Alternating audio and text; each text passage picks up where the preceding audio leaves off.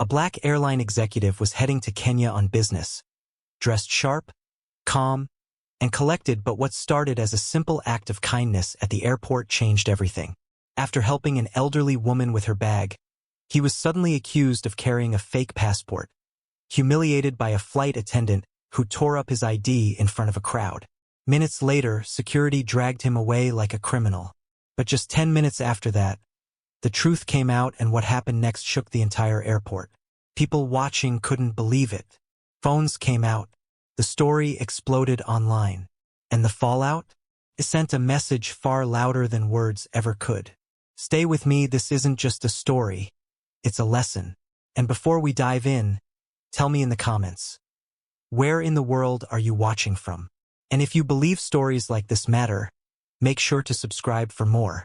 What started as an ordinary day at JFK turned into a moment that made history. You ever watch a man move through a place like he belonged to it, not because someone told him he did, but because he'd already lived through too many rooms where he didn't? That was Malik Carter at JFK Airport, walking not fast, not slow, just certain. He had that kind of walk that said, "I've earned this breath," that carried a silence loud enough to make people turn their heads without knowing why. Not because of what he wore, though that navy suit was sharp, tailored just enough to whisper excellence, but because of what he carried inside. The kind of dignity that doesn't announce itself, just is. Like an old oak that don't need to sway to prove it's rooted. Now, Malik wasn't out here trying to prove anything. He was just boarding a flight. That's all. But life, especially in America, has a way of turning ordinary into extraordinary trouble when the skin you wear makes people uncomfortable for no good reason. He wasn't looking for confrontation. He wasn't even looking to be noticed. But sometimes, being seen is a crime all by itself.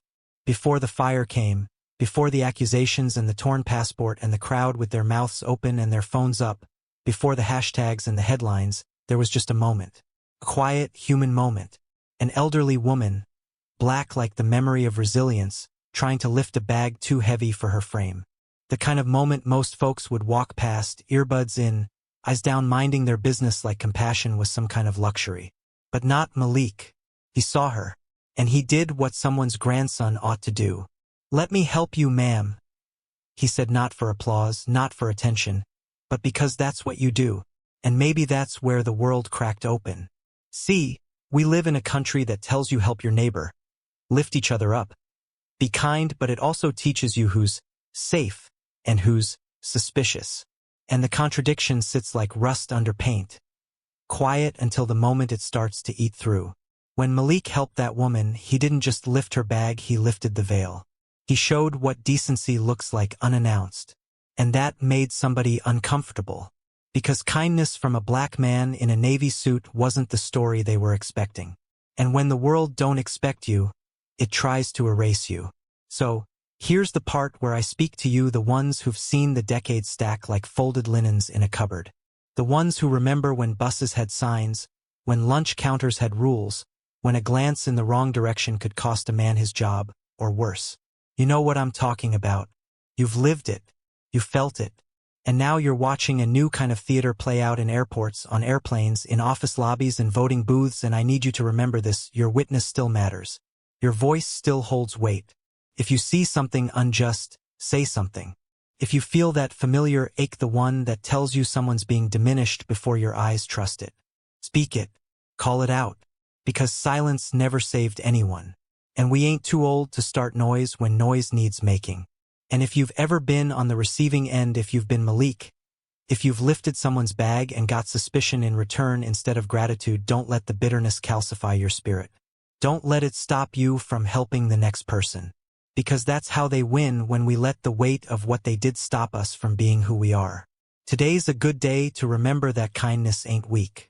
It's revolutionary. Decency isn't outdated. It's overdue. And when the moment comes, and it will when somebody needs lifting, lift. Because the world changes not in shouts, but in quiet hands reaching where others walk past. Let your life say, "I saw you. I helped anyway." Let that be the legacy. Because it's not too late. It's never too late. There's a weight in the air that older folks can feel before it even arrives, like the thick stillness before a summer storm when the sky turns a shade of gray you don't trust. That's what hit Malik Carter as he made his way toward Gate 47. He didn't hear anything, not yet. But he felt it. That shift. That quiet stare that don't come from curiosity but from calculation. You know it. You've lived it. Maybe it was in the way a bank teller hesitated before cashing your check. Or how a security guard followed you around the store like your presence was a question they couldn't answer. For Malik, it was a woman named Trisha, late 30s, white, with a blonde bob sharp enough to cut fruit and an attitude even sharper. She didn't speak at first. Just looked like he was a puzzle piece forced into the wrong box. And then it came, passport. No good morning. No sir. Just a demand, the kind that strips dignity on arrival. Now here's the thing, Malik wasn't new to this. He'd learned long ago how to make a smile into armor. He handed over his U.S. passport and his boarding pass with the kind of grace that comes from surviving the 1,000 quiet wars that never make the news. And still, she squinted, turned the passport in her hand like it was counterfeit currency. "You sure this is yours?" she said. "Let that sit." Imagine someone questioning your entire identity in 6 words. He answered with calm, with truth. That passport is valid. But truth wasn't what she was after. No, she wanted a reaction. Wanted him to flinch, to raise his voice, to match the story she'd already decided to tell. And when he didn't, when he remained still, dignified, measured, she took it further. Tore the passport clean in half like it was junk mail. "I want you to pause here and feel that. Not just the act, but the message behind it. This wasn't just paper, it was a symbol. A document that said, you belong." And she ripped it like it meant nothing. Now let me speak plain. If you think this kind of thing doesn't happen, think again. It might not always be so loud, so literal. Sometimes it's a job never offered, a loan never approved, a doctor who won't listen. And for those of you who know what that feels like, I need you to remember this.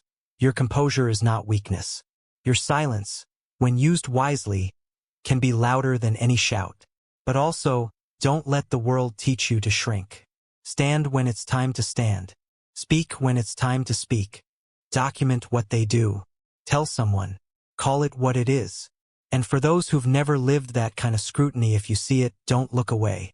Don't pretend neutrality is innocence. Because neutrality is the cousin of permission. If you witness injustice and say nothing, you might as well have helped hold the door open for it. What Trisha did wasn't just cruel. It was calculated. And yet, even then, Malik didn't explode. His hands trembled, but not from fear. From restraint. Because the louder he got, the more dangerous they'd say he was. That's the trap. And it's an old one. So here's what I ask of you, as someone who's lived long enough to know when a storm's coming. Prepare. Speak truth. Stay grounded. But above all, refuse to be invisible. Refuse to let anyone tear up your story like it's disposable. Whether it's a passport, a voice, a right, or a memory, if they try to take it, you hold on. Because the quiet fire inside you, that steady heat, that's how we light the way forward. When the 2 TSA officers approached Malik, it wasn't with questions, it was with conclusions. Tall, broad, white, built like men who spent more time enforcing than understanding.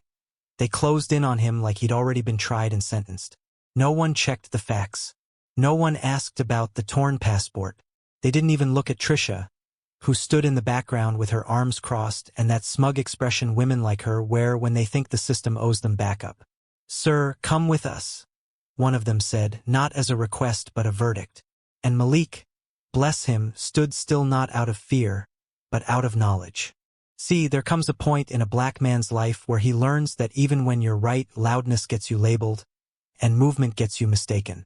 He could have screamed, could have pointed fingers, but he didn't. Instead, he stood with every ancestor who ever had to swallow their fury to stay alive. He said, "That woman destroyed my passport," clear as daylight. And Trisha, cool as an autumn wind, said, "He became aggressive. I didn't feel safe." That sentence, "I didn't feel safe," it's been used like a weapon longer than we care to admit. Not a cry for help, but a coded message that says, make him disappear. And I need you to hear this loud and clear. The phrase, "I didn't feel safe," has too often meant I felt uncomfortable with your existence. It's what they said when Emmett walked down the wrong street. It's what they whispered in courtrooms and boardrooms and sidewalks when dignity showed up dressed in black skin. The crowd started forming. Phones out, heads tilted, some murmuring, some giggling like they were watching a performance. And ain't that something? How quickly injustice becomes entertainment when you're not the one cuffed to it. A little girl clutched her mama's hand and asked, "Why are they taking that man?" And that question right there, it echoed. Because when you've done nothing wrong, and still the world treats you like a suspect, that question should haunt everyone who sees it. They led Malik down a corridor, into a room that smelled like stale coffee and old mistakes. Fluorescent lights flickered overhead like they were afraid to stay on too long. And across from him sat a man named Helbadge, balding, more interested in his tablet than the truth. And when Trisha fed him that same script, voice shaking just enough to sound rehearsed, Hal didn't ask for evidence. He didn't rewind the cameras. He just looked at Malik and said, "Why would a flight attendant do that?" And that question meant to discredit, to derail, became Malik's fuel. He leaned in, calm as thunder before it breaks, and said, "You tell me, was it because I helped an old woman with her bag? Because I said thank you? Or was it because I don't fit her idea of who should sit in first class?" And in that moment, something shifted. Not in Hal, no, not yet, but in the air, in the silence, in the knowing that once a man names the truth out loud, it can't be unsaid. It hangs there undeniable. So I say this to you, those who've lived through the unspoken rules and the double standards and the doors that never opened. Keep naming the truth. Say it without apology. Say it until silence breaks. Because if we've learned anything from decades of struggle, it's this: when they try to shrink you, when they question your right to be, don't hand them your silence. Give them your story. Speak it plain, speak it proud, and speak it standing. Because there's power in saying, "I belong," and there's revolution in refusing to prove it. The room hadn't moved, but something in the air had changed, like when you're sitting on your front porch before a storm and the wind just stops. That quiet, loaded pause. That's what it felt like the moment the door opened and she walked in, Miss Jennings. High heels clicking with purpose, her charcoal suit pressed tight to her frame, her hair drawn back like even her strands understood order. She didn't blink, didn't smile, just looked at Malik and said, "We're reviewing the footage. Please remain patient." That's all. Polite, professional, cold. But Malik didn't flinch, didn't jump at the hope. He knew better. He looked up slowly and asked, "What's your name?" And when she said it clipped and precise, he didn't miss a beat. "Pull the camera feed from gate 47. Right now." No begging, no panic, just command wrapped in calm. And the thing is, she listened, didn't argue, didn't deflect. She turned on her heel like the floor might crack if she stayed still too long. Because something deeper than policy had entered the room. Presence. Not volume, not status. Presence. That sacred weight a person carries when they know who they are and refuse to forget it even when the world does. Out in the terminal, the storm had already begun. The footage of Trisha tearing the passport, it leaked. But not through official channels. Oh no, it traveled the way truth often does. From one trembling hand to another. Through phones, across feeds. TikTok, Instagram, Twitter. The whole country watching a woman shred a federal document like it was a coupon and hearing her mutter, clear as a church bell on Sunday morning, "People like him," that line, that poison, that echo of every red line, every sundown town, every job denied without reason, every shoulder turned in a hospital, every bus seat surrendered not by choice but by force. Gate 47 had stopped being a gate. It had become a mirror. And people weren't just watching, they were seeing. Back in that little room, Malik reached for his phone, not with anger, not with anxiety, but with precision. He tapped one name, Donnelly Legal. "Hey Sarah," he said, like he was ordering lunch. "Activate Protocol Indigo. I'm still here. JFK. Gate 47. No drama, no thunder, just action. Because power, real power, doesn't always raise its voice, it moves." And while Miss Jennings watched the footage, while the executives scrambled from their cushioned seats to spin the narrative, Trisha sat in the staff lounge, sipping coffee that probably tasted like shame and burnt dreams. She didn't know her face was already viral, that her smirk had become a symbol, that her words were playing on loops in living rooms from Baltimore to Boise. And then it hit. Her own voice, her own image, her own hand tearing what didn't belong to her. And she said what they always say when they're caught, when the spotlight swings back around. I didn't know who he was. And maybe she didn't. But let's be honest, would it have mattered? That's the question. That's always the question. And that's the part that aches. Because dignity shouldn't depend on titles. Humanity shouldn't require a resume. So here's where I lean in to speak to you, my elders, my wisdom keepers, the ones who marched, who stood in line to vote when the lines were meant to exhaust you, who raised children with one hand and built futures with the other. You know this moment. You've lived its shadows.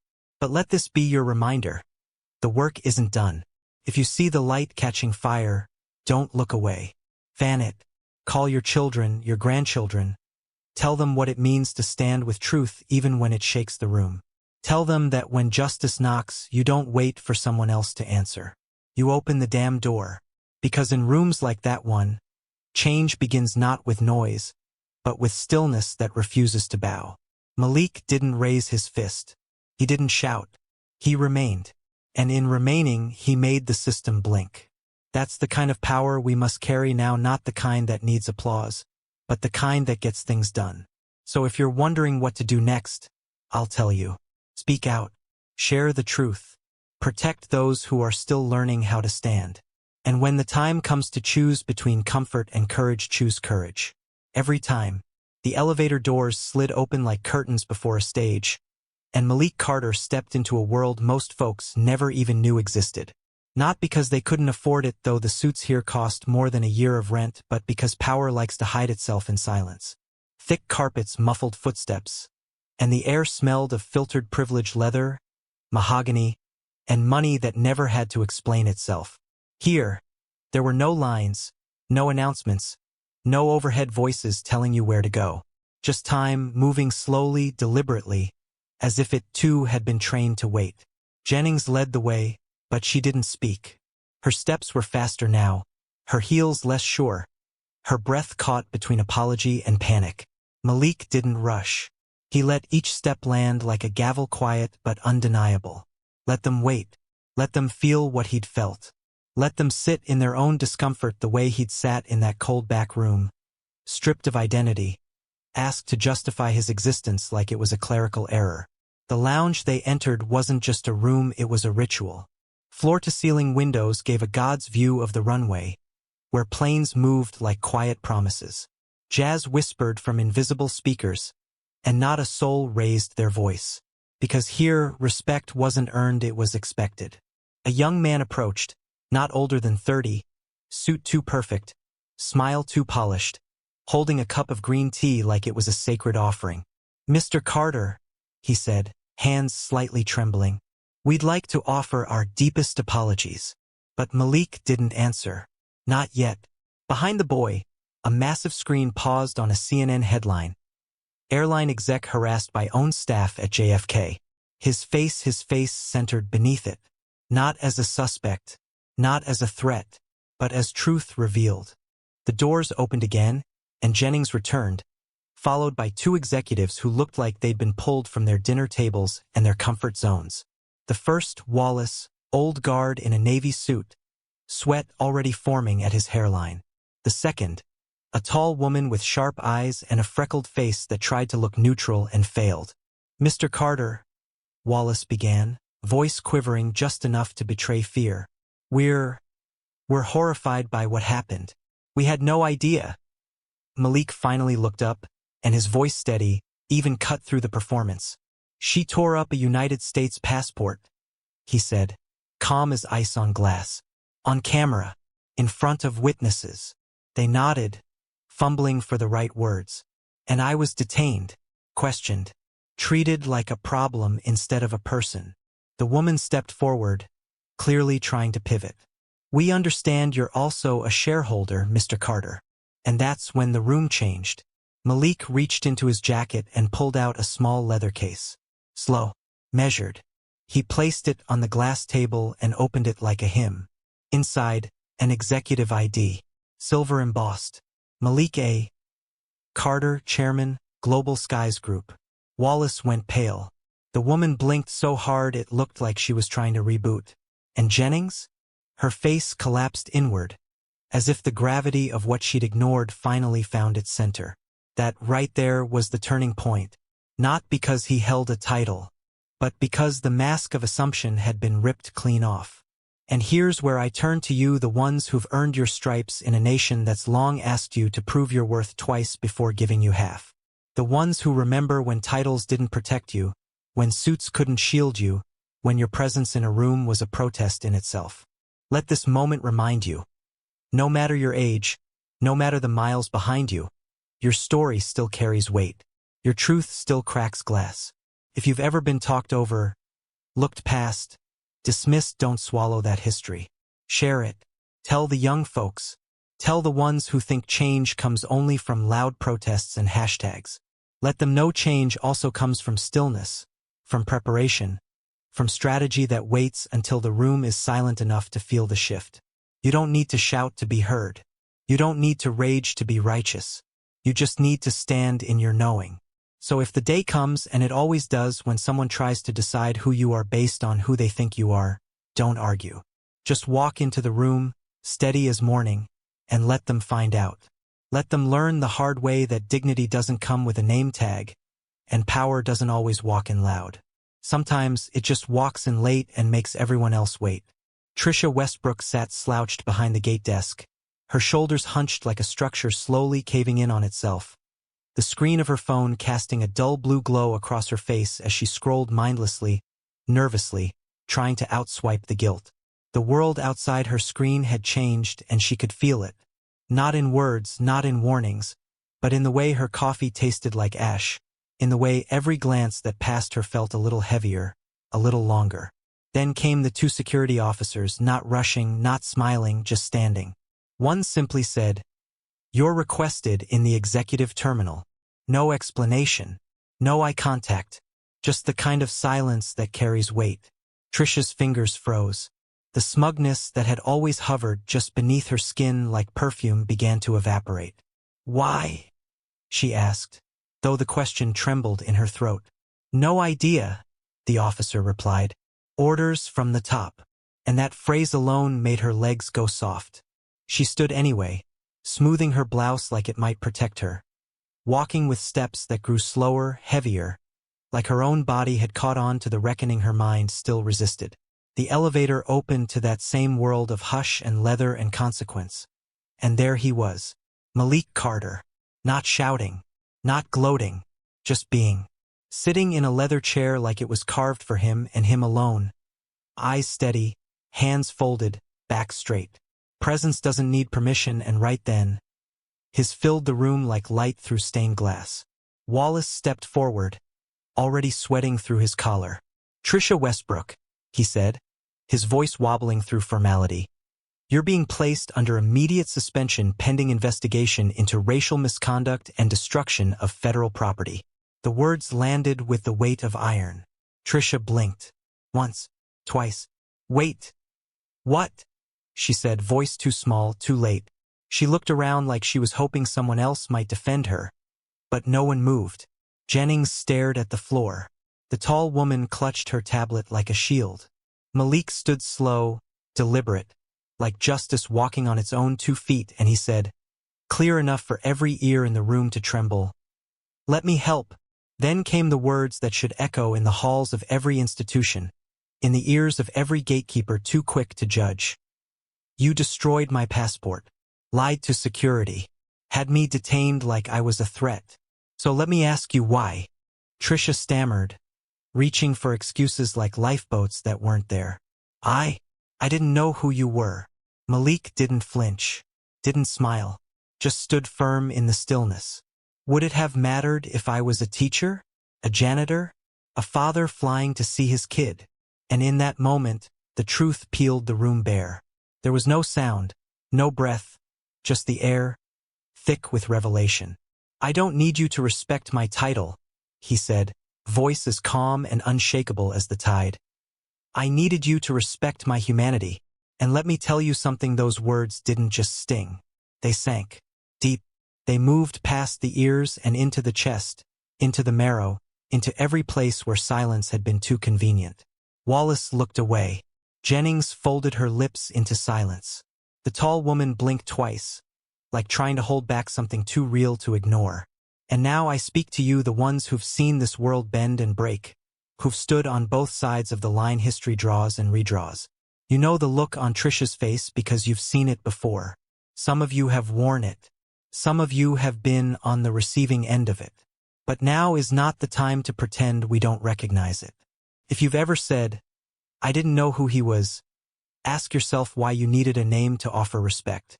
If you've ever been made to feel like you didn't belong until your credentials cleared the room, hold tight to that moment and use it. Teach it. Tell it. This chapter isn't about shame, it's about clarity. And clarity, my friends, is the beginning of change. So here's what we do next. We stop waiting for people to deserve dignity and start giving it because it is their right. We don't ask what someone does before we ask how they're doing. We don't need another headline to know what humanity looks like. We know. And if you're still breathing, if your bones still carry the ache of all you've witnessed, then your voice still matters. Use it. Tell the truth. And when someone forgets who we are, remind them not with anger, but with unwavering presence. Because that's how change holds the room. Malik Carter didn't leave the executive terminal in triumph. He left in purpose. He didn't check his phone even as it buzzed like a hive in his pocket. News outlets, civil rights leaders, congressional aides, all wanting a quote, a reaction, a headline. But Malik wasn't chasing noise. He was chasing meaning. And meaning isn't found behind closed doors or etched in silver plaques. It's found in what you do after the room applauds. So he walked back the same hallway where it all began, not as a suspect, not as a passenger detained, but as a man with something to reclaim. And as he neared gate 47, there she was, the same elderly woman he'd helped before the sky cracked open, still in her wheelchair, still waiting, her bag teetering on the edge beside her, unattended like it didn't belong to anyone. Dozens of people walked past her, too busy, too numb, too distracted by the swirl of airport life to notice the quiet need sitting right there in plain view. All the headlines in the world hadn't changed that. Malik didn't hesitate. He dropped to one knee beside her, that same soft smile rising like morning light on his face. "Need help getting to your gate, ma'am?"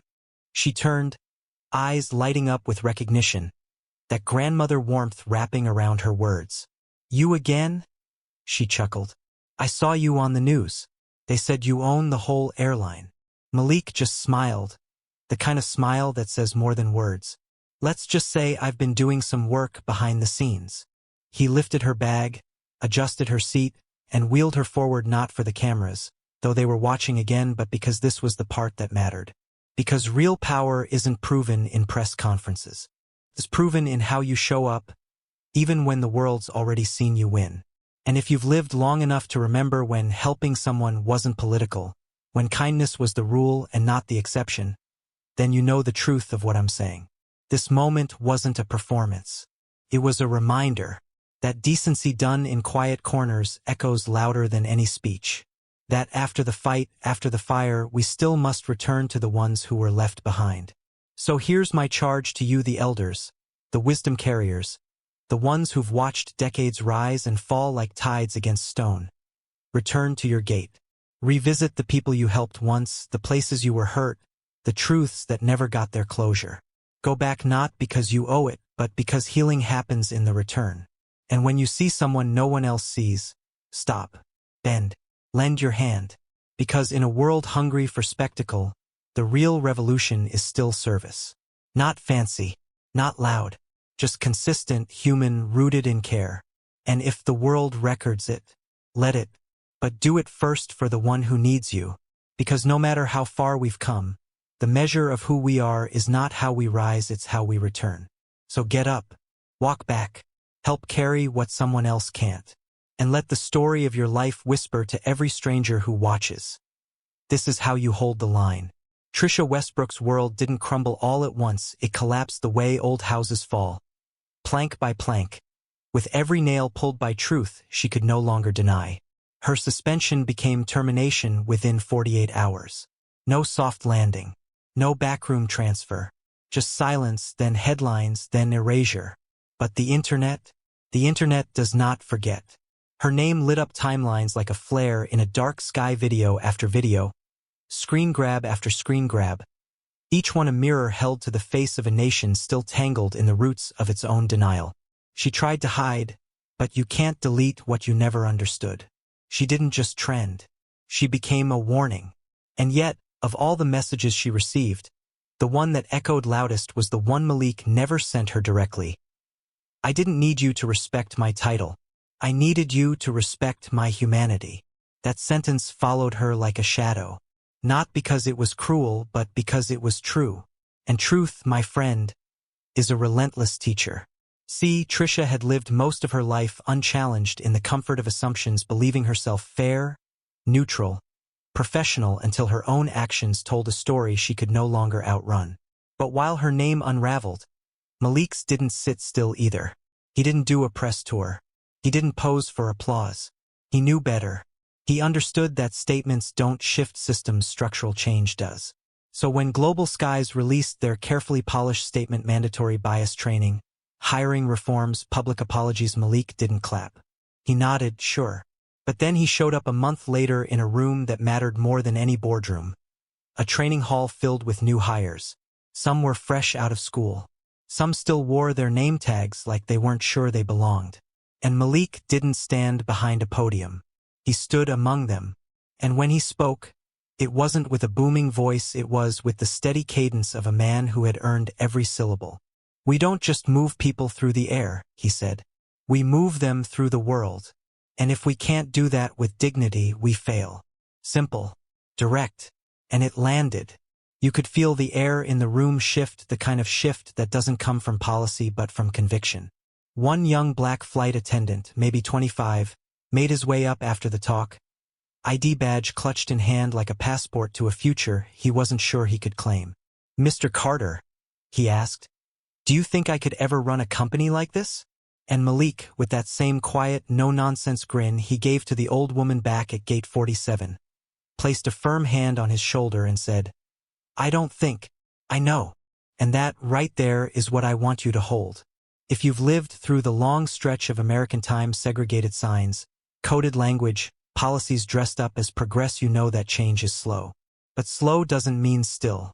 The work of your generation, of your marches, your votes, your quiet resilience, it moved us. And now, even now, you still have a role. You have the stories, the memory, the backbone. So teach, tell.